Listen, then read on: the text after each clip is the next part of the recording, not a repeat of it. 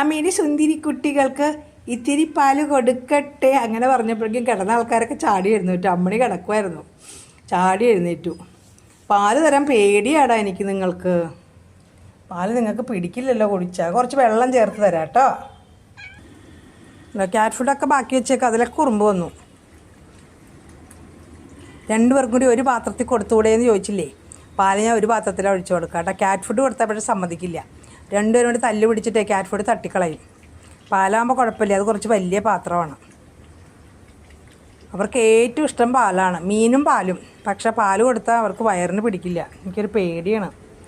പക്ഷേ ഇതുവരെ ഇപ്പോൾ 2-3 ദിവസമായി പാല് കൊടുത്തിട്ട് കുഴപ്പമൊന്നും കാണാനില്ല. ഞാൻ അറിഞ്ഞുകൂടാ എന്താവുന്നു.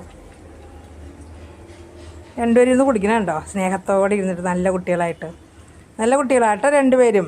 വേഗം കുടിച്ചോ പാല്, കുടിച്ചോ അമ്മണിക്കുട്ടി. വല്ലയിടത്തേക്ക് നോക്കുമ്പോഴേക്കും അവൾ കുടിച്ച് തീർക്കൂട്ടോ.